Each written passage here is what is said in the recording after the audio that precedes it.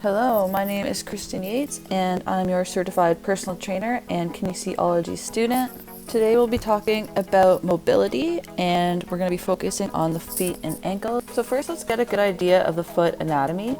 So within the foot we have 26 bones and 33 corresponding joints, which are all meant for movement. So take a look at this photo here showing the diversity of the foot bones. You'll see that there's many different types of bones in the foot, and don't feel like you have to memorize any of this information. It's just meant to show you how interesting the feet are and why they're important. During this video, I'll be referring to this area as the base of the toes. Some people also call it the balls of the feet. And you can see in this photo, it's where the toes or phalanges end. That's where it's referred to as the base. Between all these lovely bones, there are pathways for nerves, arteries, and muscle tendons. And on top and attached to these bones are 4 layers of muscles. To keep the muscles together and connected to the rest of the body, there's also a variety of fascia. All of these structures are important to movement and can cause problems if they aren't cared for properly. And back to landmarking here, on the toe side of the foot is referred to as the medial border, and then we have the midfoot, and then we have the lateral border. When looking at the overall foot shape, it's ideal to have as close to a straight medial border as possible.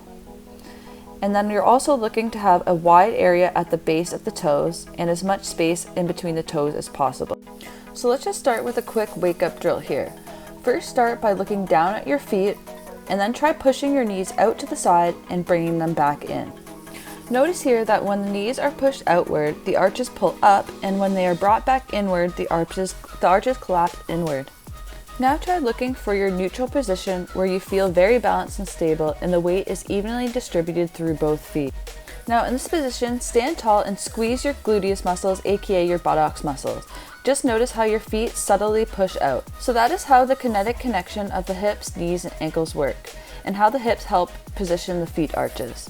Next, let's practice some mind-body connection with exercise 1, fine motor tuning the toes. Start by simply raising the big toe only, lowering it, and then raising and splaying only the small toes. You can do this on both feet at the same time, and you're just going to perform 12 repetitions. So raising the big toe up, 1, raising the little toes up, 1, raising the big toes up, 2, raising the little toes up, 2, and continue until you reach 12 repetitions. Let's move on to exercise 2, the toe spreader. So you're going to begin with sitting on the ground, and if you're comfortable with touching your own feet, please interlace your fingers between your toes and make a fist around your forefoot.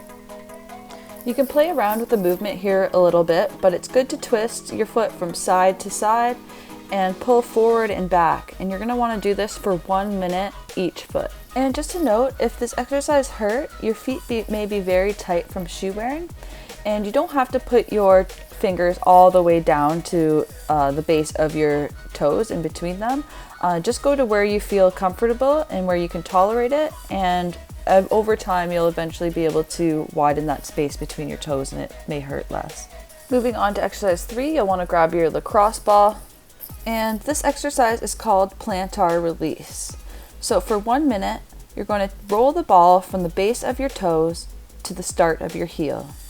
Starting at the inner foot on the toe side or the medial border, you're going to slowly move to the outer foot. So what that'll look like with the ball on your foot, you'll be placing the ball just at that base of the toe and rolling it down to the start of the heel, as you can see here. And then after about 20 seconds, you're going to move to the midfoot, same thing, and about 20 seconds later, moving to the outer foot. So we have a minute in total here for each foot. And the pressure on the ball should be hard enough for slight discomfort, but you want to go at your own pace, not causing yourself too much pain. For the next part of this exercise, you're going to be placing your heel on the ground, keeping it there, and rolling on the ball from side to side, having the ball placed just at the base of your toes. And you can go at your own pace and depth here, trying your best to get your side of your pinky toe to touch the ground and getting the side of your big toe to touch the ground as seen here. And this could also be a painful maneuver if your feet are very tight. And you're gonna again want to do this on both feet, and you're gonna do this for a minute on each side. And moving on to the next exercise, this one is called short foot. So we're going to return to that finding the neutral position of your footing that we worked on in the wake up drill. And once you find that evenly distributed position of your feeting, you're going to contract your foot in this position, but you're not going to curl your toes under. In order to achieve this, you can picture a towel underneath your toes and like you're pulling that towel towards you. This exercise is great for strengthening the muscles of the feet and reinforcing your arches, and so you will feel the activation of those foot muscles while doing this exercise. And once you're comfortable doing this movement, contracting your feet to a short foot, you can actually bring one foot off the ground and balance on the other foot. This would be a progression once you're comfortable with the basic contraction.